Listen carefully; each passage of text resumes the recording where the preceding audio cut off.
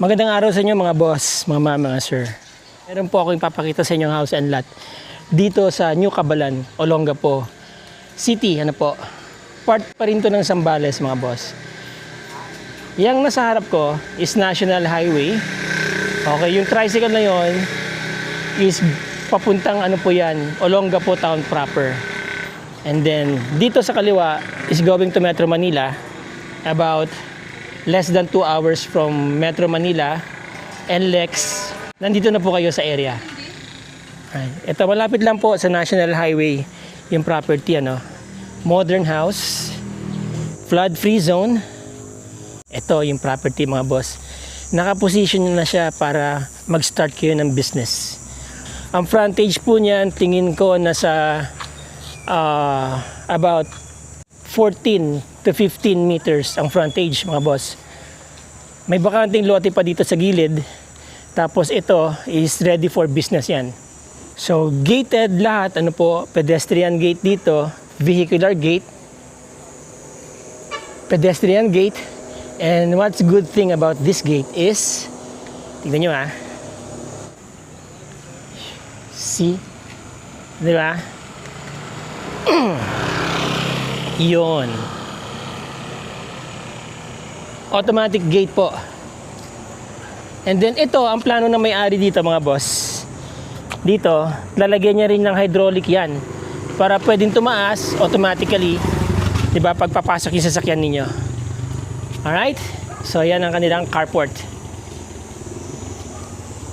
And then, pedestrian gate. Alright. So, ikot muna tayo sa paligid ng property. Na-maximize itong space na to mga boss. So, ito po yung commercial space, no? Pwede nyo gawing cafe, pwedeng bakery. Ang original po na plano ng mga may-ari dito is gawing bakery. Yan. Itong bakanting lote sa gilid is parking space. Yan. Importante po kasi sa isang negosyo yung parking space eh. Ayan o, maluwag. Kasi dyan mga 4 na sasakyan, ano? 5. Roll up. Glass windows na po. Ito, awning type. And then, meron pang utility dito, utility space. Lababo, di ba? Okay. Substantial lang kanilang mga outlets, mga boss. Yun. WPC ang kisame mga boss, no? Yan. WPC kisame. So modern ang breaker, modern ang design, and meron po itong roof deck. Ito. So yung mga customers ninyo, may additional area dito na pwede lang tambayan, ano, especially if you are going to put a cafe business. Highly urbanized po ito mga boss, marami pang kabahayan doon. So lahat ng lalabas dito pwede nyo saluhin, di ba? Very ideal din yung bakery business na inisip ng may-ari. Alright, pwede kayong pumasok doon sa dinaanan natin at pwede rin dito. By the way, ito palalagyan nyo na lang po ito ng stairs, no?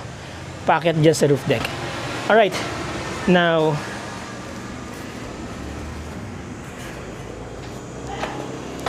dito sa gilid ng bahay, mga boss, pwede kayong, meron kayong pocket garden dito na pwedeng gawin, no? Naka-gravel na rin yung ibang area, which is good para, you know, may mag-absorb din ng tubig, di ba? Tapos, ito, pwede kayong maglagay ng greeneries nyo rito. Pwede kayong maglagay ng barbecue area nyo dito, di ba? May mga bisita kayo. Meron din kayong entry point dito sa loob ng bahay. Ito po, nabubuksan yan. Alright, ito, supposed to be office yan, pero pwede nyo po i-convert yan, whatever you like. Another room, guest room, I guess. Okay, so yan, yung kanyang laundry area. Okay, from here, so meron pang gate dito, no? Just in case may alaga kayong aso, di ba, ayaw nyo makalabas, pwede nyo siyang ikulong lang dito. Yan. Alright. Dito muna tayo sa paligid niya mga boss. 2023 po nagawa itong bahay mga boss, no? And this is your laundry area. Ayan. Napansin ko meron na rin mga drainage, ano, yung mga sahig. Yung may-ari po is an architect at ang asawa niya is a structural engineer. So nagtandem sila kaya well-built itong bahay mga boss. Designed to last a very, very long time. Okay. Now, dito mga boss is your office or, you know, production room, whatever. Very nice. Meron ng built-in cabinet. May sariling lababo. So, pwede nyo rin ito maging maid's quarter or tuluyan ng inyong caretaker just in case nasa abroad kayo, gusto nyo ng bahay dito na mauwian. Yan. From here, kita nyo yung gate nyo. Okay? Lahat po ng pinto na ginamit na naka-expose is powder-coated. Kaya walang pagkabulok yan. Naka-screen na rin. Okay. May emergency light dyan, solar.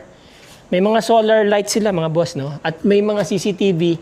Meron na rin po itong internet connection na pan-turnover, ha? Gumagana yung CCTV nito. 8 CCTVs po lahat ito. Okay. Dito, tinakpad lang nila to, pero this is your access sa kabilang lote, just in case, no? Lalagyan na lang kayo ng hagdanan dito. And this is the roof deck. Yan. And from here, dito kayo pwede mag-party ng bonggang-bongga, no? May mga provisions na rin ng kuryente. Maluwag, mga boss, ha? Yung entire flooring ng bahay, yan dito sa taas, no? Yan ang sukat niya. Kaya maluwag, mga boss. From here, meron kayong view ng bundok. Yan, no? Diba? Okay? Yan. Dito rin, may view din kayo ng, yan, roof deck dito sa kabila. At pwede kayo maglagay ng mga halaman dyan, no? Di ba? Mga nakapaso. Same time dito, pwede rin. Okay? Naka 5-hole na yung likod ninyo, mga boss. Pwede nyo pantaasan. May mga allowance pa, may mga naka-protrude pang bakal. Right? Alright, now. Itong kanilang stairway dito, ano? Pang siya, pang PWD, di ba? Friendly. At kung meron kayong mga mabibigat na kailangang ilagay dun sa taas, pwede nyong gamitan ng yung may gulong na hinihila, di ba yan? No? Alright? Punta po tayo dun sa loob ng bahay. Tignan natin mga boss. Ito, meron na rin drainage. Kaya wala kayong problema dito na may ipunan kayo o may stag ng tubig dito. May gripo na rin by the way dito sa labas mga boss, ha. Ayan. Para pagka syempre magdidilig-dilig kayo, no. At itong lanay niya dito sa likod, good thing naka-cover yung aircon, hindi masyadong exposed sa ulan at init, ano. Tapos parang steel or aluminum itong nasa labas. Kisame. Okay. Ito po yung mga drainage niya, oh. Yan, oh. So nasa loob yung kanyang mga downspout, no? Okay? May drainage din dito. 'Di ba? Alright, this is your balcony or veranda at the same time, no? Dito masarap ang ihip ng hangin mga boss. You can stay here all day long. Coffee, basa-basa, di ba? Pwede kayo maglagay ng upuan dito. And yung kanilang mga outlet sa labas is weatherproof. Ayan. Talagang marami siyang source ng outlets kasi marami tayong mga gadgets ngayon, di ba? Hindi nyo na kailangan mag-provide ng extension. Just in case na may ilalagay kayo dito na magre-require ng outlet. Alright. Ito po ang main door. Powder-coated aluminum, no? Naka-screen na and modern ng pintuan mga boss. Even the knobs. Yung kanyang locks. Ayan o. Check muna natin yung ilaw dito. Yan. Nag-iiba-iba po ng kulay yan. Yan o. Diba? Yan. Okay. Papasok na po ako. Alright. So, nice. Ganda ng bahay, mga boss. Maaliwalas. At kita nyo naman, kilala nyo yan? Kung sino yan? Ayan, pinapanood nila si Butcha Walls TV. Si Ma'am Emeline. Ayun, Ayan. Anyway, so this is your living area, mga boss. Open design. Kitchen, center table, prep area ninyo. This area can also be your dining area na rin. So, the house has 2 bedrooms and 1 toilet and bathroom sharing. And very ideal for those who are starting a small family, young professionals, or just for Airbnb na bahay. Maganda po ito kasi very accessible, malapit sa National Highway, flood resilient area, mga boss. You don't have to worry about strong rains coming. Anyway, what you see here inside is what you get. Alright? Ito yung pintuan na nakita natin kanina. Sliding yan. At of course, meron siyang safety feature, naka-rail. Naka-call that. But anyway, kasama na po itong ref. Customized itong lalagyan niya.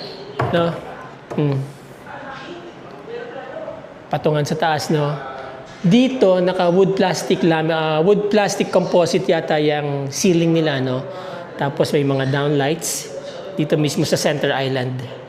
Alright? And you have enough storage area, storage space para sa kung ano-anong dala ninyo.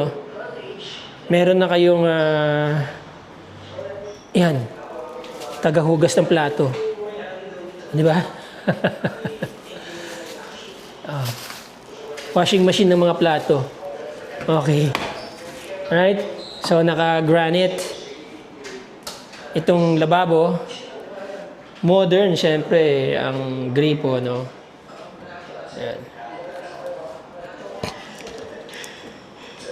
Yan. Para hindi magbara, meron kayong gilingan ng kung ano mga pumunta man dyan sa lababo dito. Ganyan sa US by the way, US based po kasi yung mga may-ari. And then ito, I don't know what's this for. Pero yan, slide siya, Siguro parang service area o baka may ilalagay pa naman kayo dito. Okay? Yan, cabinetries. Alright.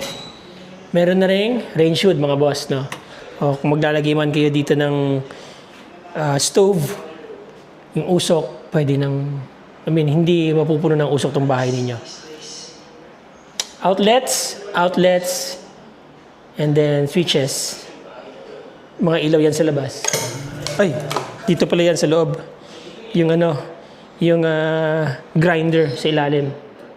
Okay, nandito yung switch. Ito. Yun. And then, so may mga iba pang mga provisions dito, Good lighting, mga boss. Maganda yung kulay ng bahay. Maaliwalas. Yan. Puro pin lights ang ginamit, Yan po. And by the way, napansin ko merong fixed windows doon. Alright? So, ito, pintuan, palabas ng ito. Diyan tayo galing kanina, mga boss. Laundry area. Okay? Itong pintuan niya, designed to withstand rain, araw, di ba?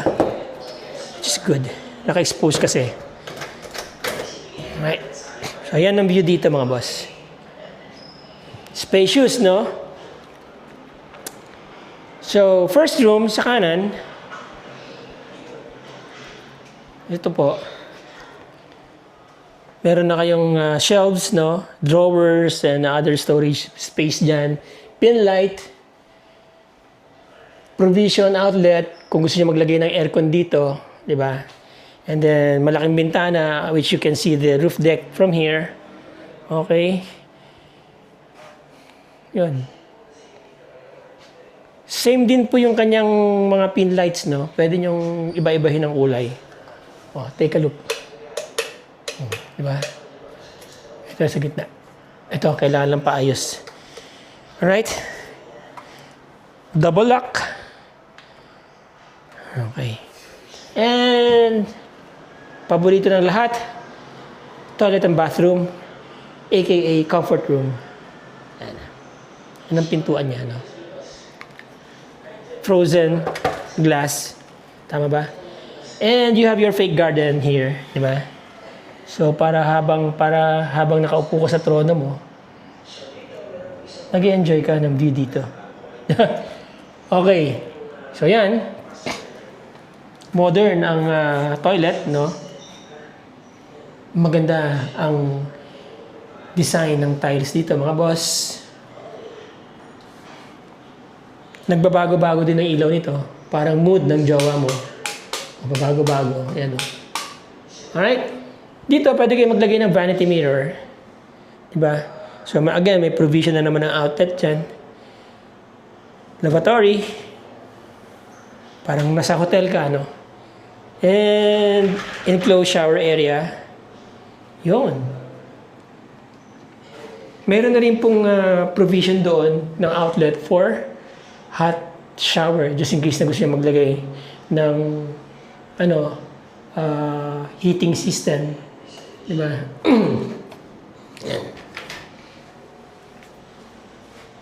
Ay. Frozen glass. Alright. And then ito pa yung other room. There you go. Yan. Okay mga boss, everything is working fine. And so, moving in na lang kayo, bibili na lang kayo ng kama, supplies, no? Yan. May bahay na kayo dito sa Zambales. Instant mga boss, mga sir. Alright. So okay, there you go mga boss, mga sir, no? Sarap mag-vlog kapag naka-aircon ka eh. Chill ka lang, di ba? But anyway, mga boss, ang property po, again, is located in New Cabalan, Olongapo City. Malapit po ito dun sa mga nagtitinda ng mga kung ano-ano, yung mga scrap dyan. Tapos, malapit din po ito dun sa sentro mismo ng New Cabalan. And by the way, ito pong New Cabalan, parang another town to sa loob ng Olongapo City. Ano po? This is a very urbanized area. Diyan sa downtown niya, may mga kainan na dyan, di ba? May mga kung ano-ano mga business establishments dyan. But going to downtown Olongapo, this is about 4 kilometers away to downtown Olongapo, which is nandyan yung public market, nandyan yung mga financial institutions, all the essential services ay nandyan po sa Central Business District ng Olongapo, which is 4 kilometers away from here. And from Metro Manila, if you're coming from Metro Manila, that is from Balintawak NLEX, Balintawak exit, NLEX, this is about less than 2 hours drive. Pampanga, Bataan, and then Olongapo na mga boss. Going to other parts in Zambales, Subic is about, SBMA is about 10 minutes, 15 minutes drive from here. Kung gusto niyo pumunta sa San Antonio, Zambales, kung saan nandiyan pa yung mga magagandang beaches, this is about 40 minutes drive from here, 45 minutes drive from here. Considering yung traffic minsan, Pero kung madaling araw kayo babiyahe, mga 25 minutes, nandiyan na kayo sa coastal area ng San Antonio, Zambales. Total lot area is 470 square meters, mga boss, mga sir. May bakanting lote pa dyan that is about 100 square meters more or less. Ready for business, nakaposition na to para, mag-generate ng income. Pwede nyong gawing cafe, yung tindahan, Pwede nyong gawing bakery, whatever. Pwede nyong gawing salon, di ba? Highly urbanized na po itong area na to. Papunta dyan sa taas, marami na rin pong mga kabahayan dyan. At malapit lang po kayo sa corner ng National Highway, mga boss.